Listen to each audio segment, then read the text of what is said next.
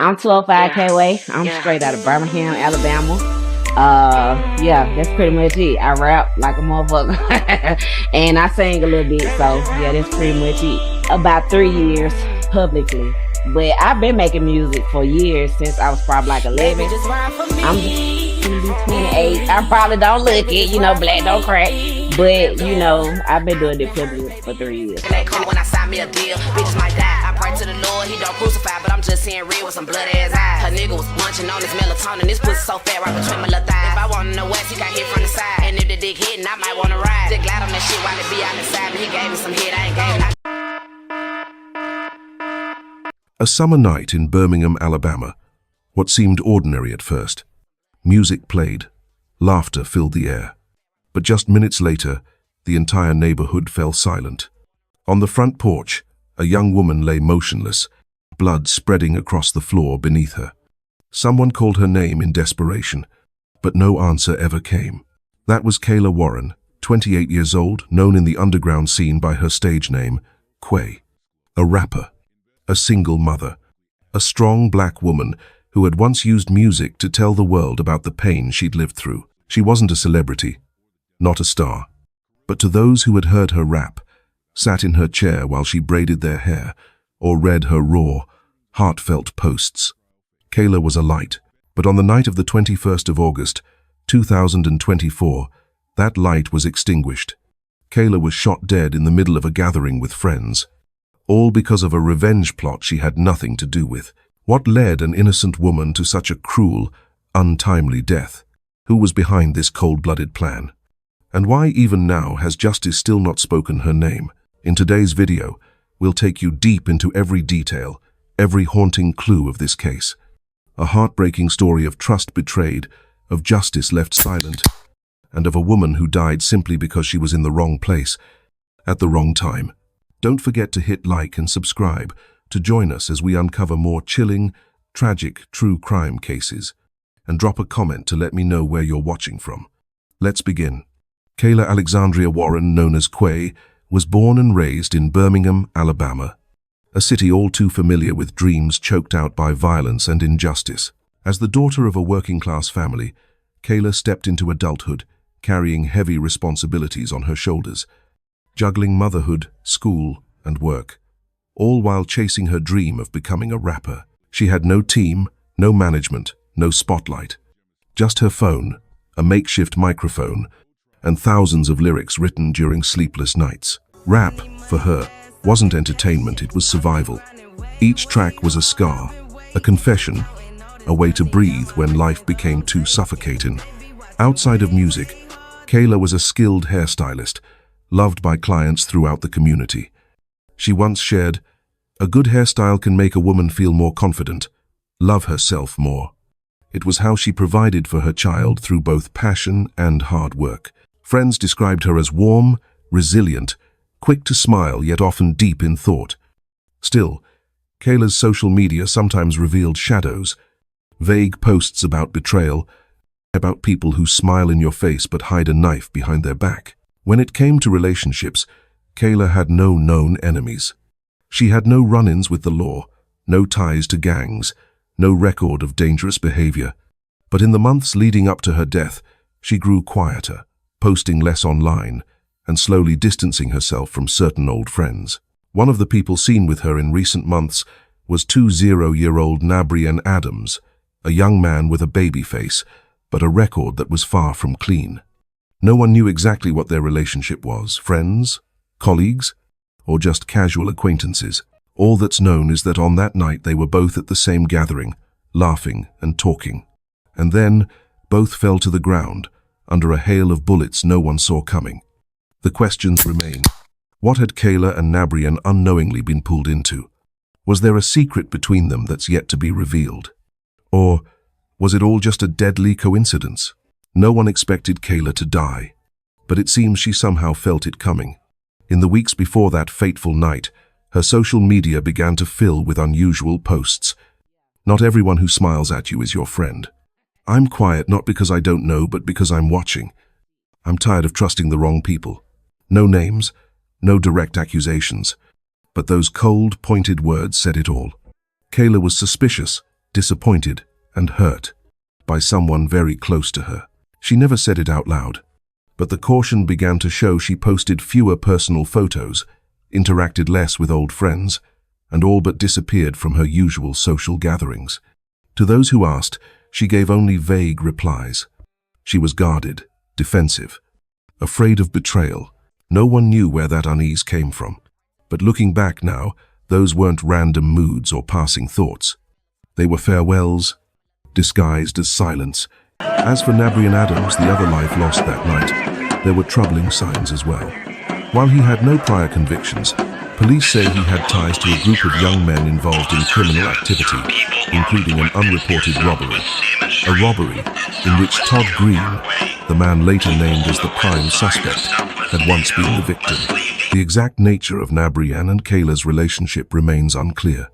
But one thing is certain: a silent chain of connections was forming, and Kayla had no idea she was standing right in the middle of it. And something even more unsettling, the person who invited her to that gathering that night has never had their identity made public. Who were they? A friend, or the one who led her into a trap? No one has answered. All we know is that Kayla arrived with a smile and left in a pool of blood.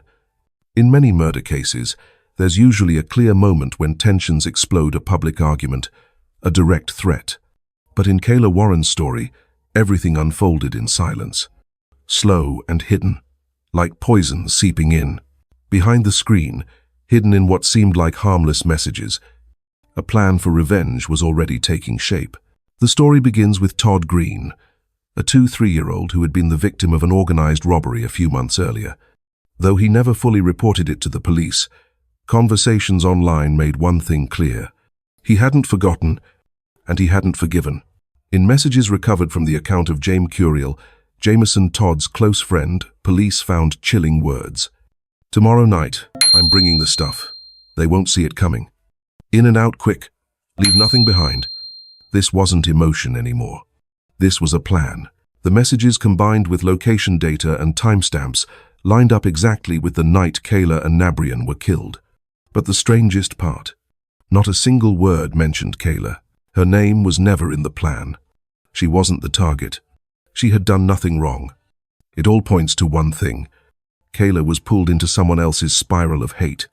Meanwhile, no one, not even Kayla, realized what was coming. She kept working, styling hair for her clients, occasionally posting a music clip on TikTok. She had no idea that, somewhere in the shadows, someone had already decided blood would be spilled. What stands out as especially suspicious is the person who invited Kayla to that gathering, whose identity still hasn't been confirmed. Did they invite her by chance? Or were they the one who brought her closer to death? There was no live stream, no audio recording, no public post filled with threats. But the silence itself was the most dangerous sign of all. And then, like a hidden crack in a wall, there came a moment when it could hold no longer. On the night of the 21st of August, 2024, darkness fell quickly over the quiet Germania Park neighborhood in Birmingham. Porch lights flickered on one by one. Laughter and chatter spilled from a small house where a group of young friends had gathered. Among them were two names destined to be etched in tragedy: Kayla Warren and Nabrian Adams. Neither of them came alone. They arrived with familiar faces. People who had once performed with Kayla, shared her posts, hugged her in photos. The atmosphere at first was easy, light. There was music, conversation, the clink of glasses. An ordinary evening. Completely ordinary. That night, Kayla wore her familiar oversized hoodie, small gold earrings, and the soft smile everyone knew her by. Around 8 p.m., a sharp, metallic sound cut through the air like metal striking a wall. Then came shouting, the crash of breaking glass, and then silence. Before anyone could react, gunfire erupted. Rapid, relentless, unforgiving. What followed was absolute chaos. Kayla collapsed on the front porch. Someone held her arm, calling her name over and over. She didn't respond. Nabrian lay motionless beside a car door, his friend frantically shaking him, refusing to believe what was happening. Someone shouted, "Call 911. Another voice cried out Kayla's name. A neighbor's door was pounded on, desperate for help. Blood spread. The floor felt cold. No one understood what had just happened. Kayla was rushed to UAB hospital. She arrived in critical condition, and the doctors fought with everything they had to save her. But at 10:54 p.m., her heart stopped. No crying, no shouting, only the heavy, suffocating silence of the emergency room. Nabrian didn't survive either. Even after being transferred to another hospital, even after moments when hope flickered by the next morning, he was gone. 2 lives, 2 young souls, a mother, an artist, a 20-year-old who hadn't yet figured out the world. They had no idea that the moment they walked into that house, they had stepped straight into the middle of a cold-blooded revenge plot. At the crime scene, police found spent shell casings scattered along the walkway, a glass door shattered by gunfire, a bullet that tore through the ceiling narrowly missing a 6-year-old woman reading a book just centimeters from her head. No one inside that house had known that tonight someone had come with murder in mind. Kayla didn't come for revenge. She wasn't the target. She didn't know the plan. She came because of an invitation, one that seemed harmless. A simple get-together, a relaxed night after a long week. But sometimes, it's the most ordinary nights that hide the most unimaginable tragedies. At 8:07 p.m., the 911 dispatch center received the first call. I heard gunshots. Someone's lying motionless on the porch. The trembling voice of a nearby resident came through the line. Just minutes later, the Birmingham Police Department's rapid response team arrived at the scene. The 700 block of 30th Street Southwest in Germania Park. What lay before them wasn't a simple brawl. It wasn't a scuffle or an argument gone too far. They stepped into a scene soaked in blood, flashing lights, frantic shouts, and a choking, heavy silence. Kayla Warren lay motionless on the porch, eyes closed, fresh blood still staining her clothes. Not far away, Nabrian Adams, half his body still inside the car, was being gently shaken by a friend, whispering his name as if trying to wake him from a cruel, unending sleep. Inside the house, 6-year-old Mayam Redwine was still trembling after a bullet tore through the ceiling, passing just inches from her hand, right where she sat every night to read. Had she leaned to the left, as she often did, there could have been 3 dead victims that night. Police sealed off the scene. They found shell casings scattered from the yard to the walkway, a shattered glass door, showing signs of an attack from outside in, a metal chair knocked over, the acrid smell of gunpowder still hanging in the air. Officers quickly determined this was no random shooting. Someone knew this house, knew who was inside, and fired with intent. Surveillance footage from nearby homes and convenience stores was pulled. It showed multiple vehicles entering and leaving the neighborhood between 7:40 and 8:15 p.m. Among them, 2 unfamiliar cars with unconfirmed plates, both speeding away just moments after the gunshots. Along the back alleys behind the neighborhood, police found tire marks from a sharp turn, a discarded drink can, several fragments of broken car plastic likely from an impact. But there was no weapon, no direct witness, no one who had seen the shooter's face. Forensics stepped in. Biological traces, blood samples, and shell casings were all sent for DNA and fingerprint analysis. Results: no match to any criminal record in the national database. This left 2 possibilities.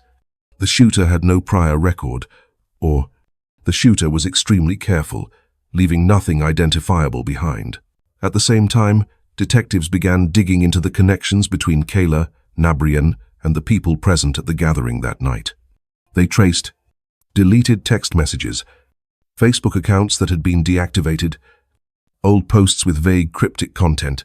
From there, 2 names began to stand out. Todd Green and James Curiel Jameson, both 23 years old, living near the Germania Park area, and previously linked to Nabrian through a murky incident in the past. Online but for the victims' and in families, in that terms wasn't of her enough. lifestyle, They wanted Kayla names. pleaded reserve the They integrity wanted of a the confession. investigation. They The wanted Birmingham someone to community stand was up left and with take questions about the responsibility. circumstances. Social media erupted with hashtags demanding justice. Local rappers organized a tribute night. Hundreds gathered for a candlelight vigil beneath a freshly painted mural. Kayla smiling, microphone in hand, eyes looking forward.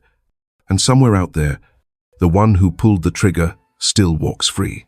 Silent, unseen, nameless. After months of tense, stalled investigation, an unexpected break came in April 2025. During an unrelated drug raid, police happened upon a string of old messages on the social media account of a man named James Curiel Jameson.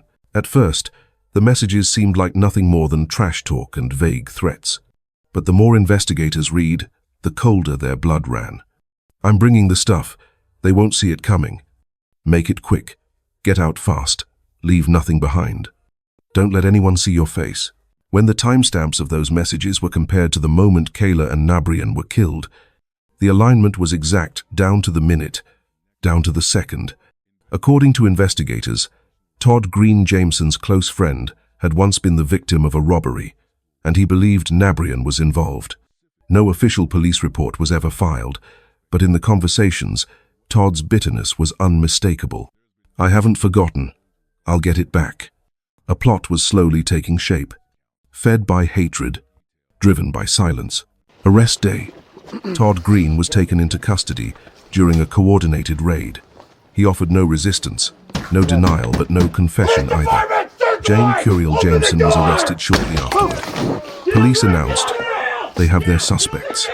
They have their evidence. Justice is moving forward. But at the preliminary hearing, when the prosecutor laid out the evidence, the incriminating messages, cell phone location data, personal connections to the victims, an undisclosed history of bad blood, the judge unexpectedly ruled, the current evidence is not sufficient for a criminal prosecution. The courtroom fell silent, then erupted in tears and outrage. Kayla's family, Nabrian's loved ones, the residents of Germania Park, none of them could believe it. Social media exploded. Then who's accountable? Who's accountable? When will a life finally have value? We need justice, not promises. The prosecution filed an appeal. They brought the case before a grand jury, a special panel with the power to decide whether criminal charges would move forward. But at this stage, there was no murder weapon, no direct eyewitness, no one who saw exactly who pulled the trigger. And everything hinged on a string of messages, the kind a defense attorney could tear apart at any moment. Kayla, a mother, though there's an limited artist, public information a about his woman who once background said, or occupation, "Silence is he how I was known to survived several and never speak individuals again." in the same neighborhood. And her story, he was present at instead the of ending with a location where the verdict, shooting occurred has closed and was pronounced for dead now at the scene. with a question mark. Authorities have Kayla misreached Warren the city didn't die and because was known of among her vengeance. peers in She social wasn't media fighting over circles by love. the name Quay. She owed no or one money. She had no 205 enemies. Quay. She was simply in the Kayla wrong was place active in the at local the wrong music time. scene as an And aspiring sometimes rapper and was that working to alone is establish her enough presence for an as innocent both a life musical to be artist. taken. After the deaths of Kayla and Nabrian, 2 families were shattered. A little girl lost her mother. A community lost its sense of trust. And a once quiet neighborhood now lives with the haunting fear that anyone could be the next target. This case raises many questions, but it also delivers hard lessons. Control is not love. Being hurt in the past gives no one the right to destroy someone else's future. Social media is not the place to provoke dangerous people. Messages and stories that seem harmless can sometimes be the spark that ignites a cold-blooded plan. Breaking up is not a reason to kill. Walking away from a toxic relationship is a right, not a crime. Kayla's case has no clear verdict, no confession, no neat ending. But one thing is certain, she deserves to be remembered not for the tragedy of her death, but for the way she lived, resilient, kind, and unapologetically real. And if you're in a toxic relationship, caught in a cycle of violence, or stuck in a friendship that feels wrong, walk away. Speak up. Choose life. Or Thank you for indicating watching until the concerns end. for her safety. If you found The this shooting story that resulted in her thought-provoking, death please occurred hit like, while she was subscribe, inside a friend's and leave a residence in comment. southwest Birmingham. What part of this case It was haunts not a you the public most? event or And street remember, incident. The setting never was private, underestimate and the silence. attack happened Sometimes indoors. it's This the led to final questions warning. surrounding Bitches might die. I pray to the Lord, he don't crucify, but I'm just seeing real with some blood ass eyes. Her nigga was munching on his melatonin. This pussy so fat right between my little thighs. If I want to know west, he got hit from the side. And if the dick hitting, I might want to ride. Dick glide on that shit while it be out the side. But he gave me some hit, I ain't gave him no time. Yeah, yeah.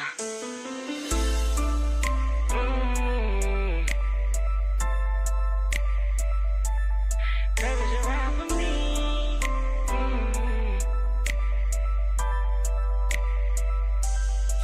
baby, just ride for me. Baby, just ride for me. Yeah, I've been hurt, baby, you can see. I've been hurt, baby, you can see. Yeah. So baby, just ride for me. Baby, just ride for me. Yeah, I've been hurt, baby, you can see.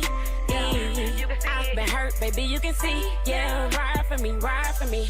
Try for me, try for me. Die for me, die for me. Don't you lie to me, lie to me. Don't you lie to me, lie to me.